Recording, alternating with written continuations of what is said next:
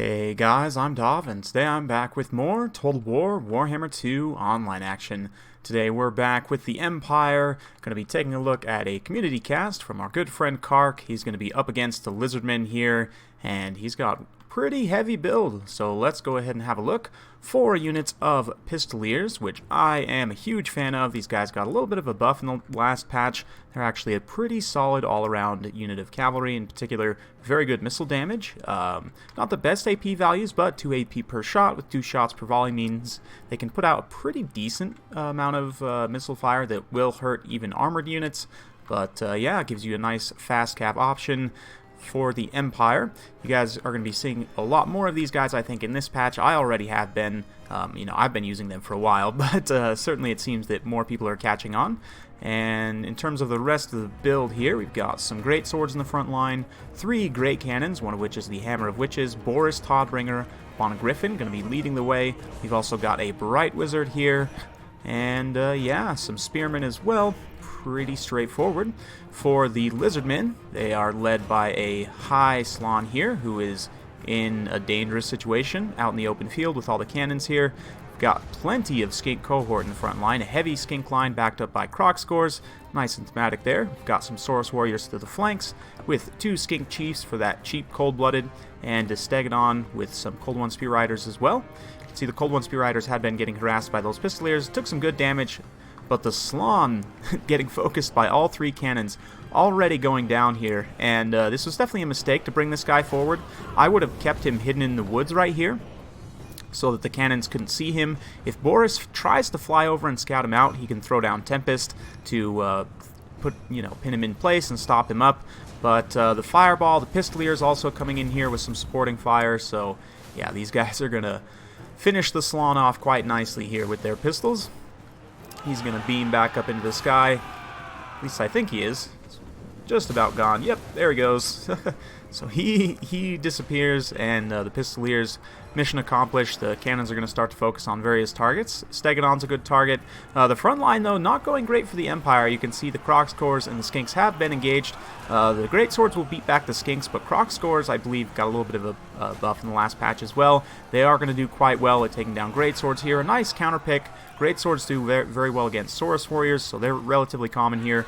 Boris, a little bit tied up by the Cold One Spear Riders, not great, but we do have some supporting silver bullets there, providing some Overwatch fire. Very decent stuff. And Kark did a great job, and this is something you guys will see me do as well, against some of the slower factions like Lizardmen, Vampire Coast, Tomb Kings to a degree.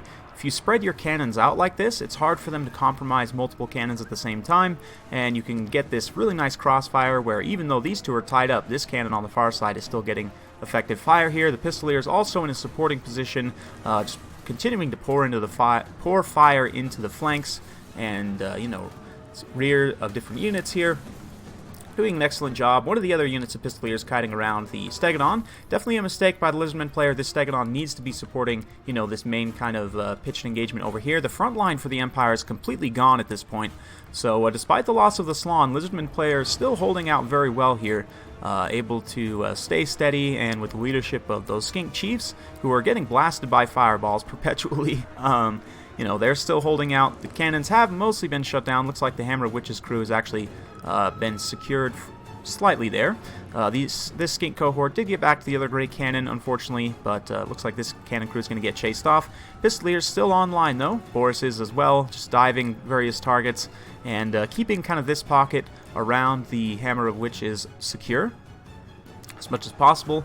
And yeah, excuse me, Pistoliers getting some nice fire here into the Skink cohort, and again, that Fireball just perpetually blasting away. He's just got Fireball and Burning Head there, so he's continuing to try and snipe those Skink Chiefs and give that Burning Head for a potential terror route at some point, with Boris on the field, of course. So yeah, Skinks being seen off by Pistoliers, and more Pistoliers over on the side, trying to get some fire in here to these Croc scores, it looks like.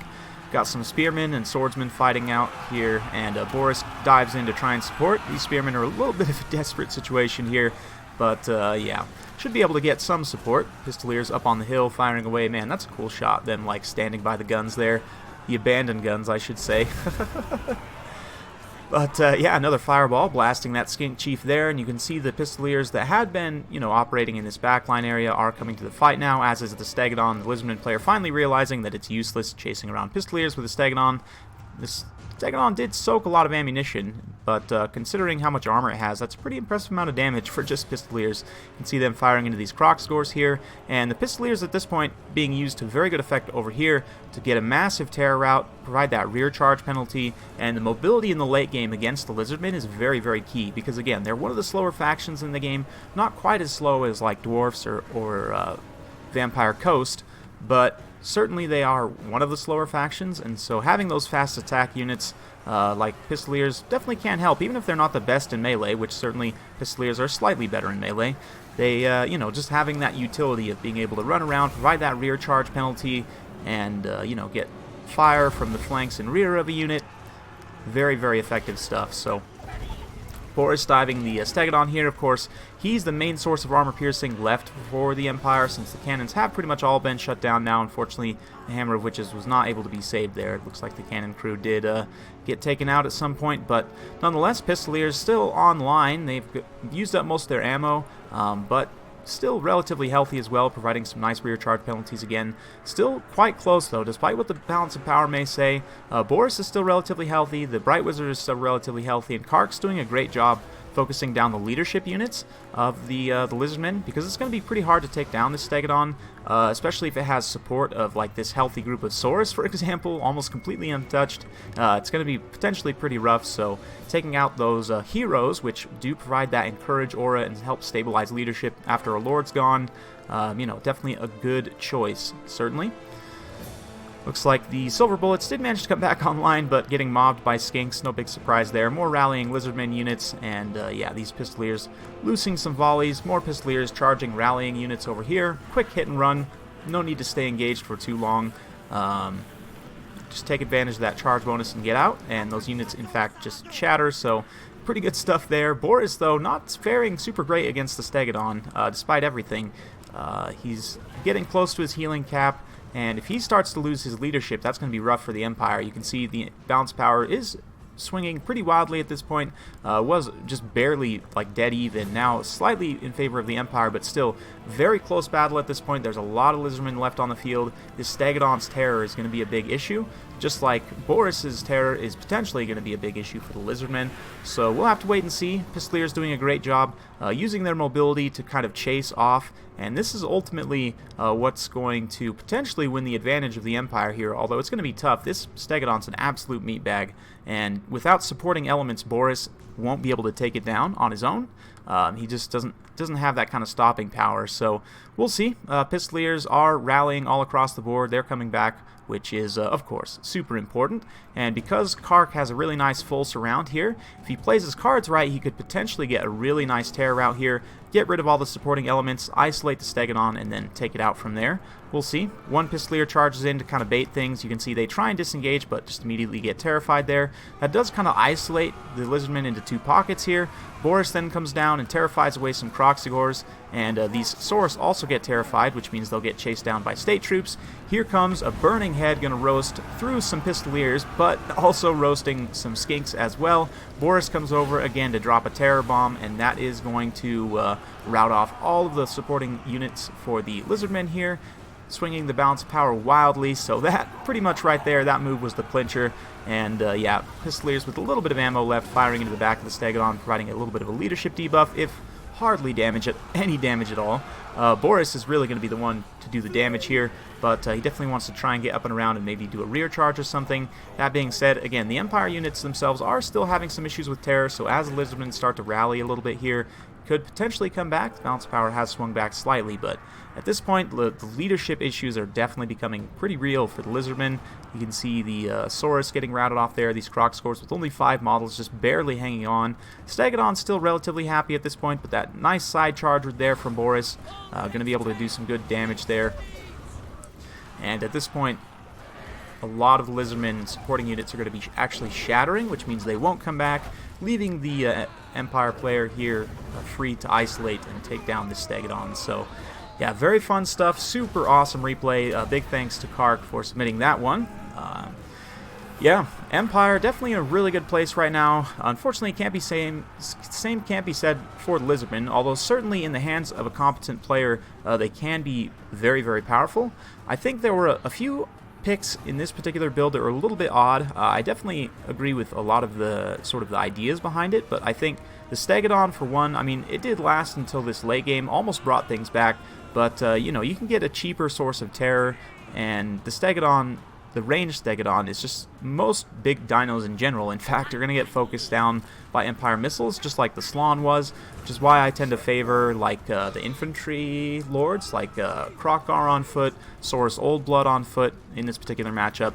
Then you take a Skink Priest. That way, everyone's a much smaller target. At least you know, all of your heroic units.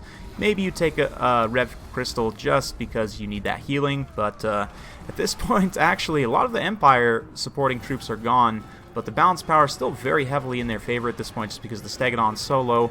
Once its leadership goes, the rest of the Lizardmen units, for the most part, will pretty much just rout, although if Boris suddenly just takes a big burst of damage, he might actually give up his leadership. That could swing the balance power, again, wildly. But Fireball there, actually not quite connecting with the Stegodon, but the Bright Wizard looks like he was maybe going to drop a rear charge, but actually Kark maneuvering the Boris to one side, the Bright Wizard to the other. This is a very, very smart move, and he can get a rear charge. Oh, no, actually looks like going after the Saurus, just trying to keep them away. That's also a pretty smart move. Just keep them from coming back. Yeah, Boris gets rear charged by the Stegodon there. He is at his healing cap, so this is a potentially dangerous situation. But yeah, I don't think there's any other units left for the Empire. Maybe there's some spearmen in the corner, but the Bright Wizard comes down, a quick rear charge, and then back up into the air. That draws away the infantry support. Then that leaves Boris free to hopefully focus on the Stegodon here. Despite the balance of power, you know, things are honestly still very close. But we'll see.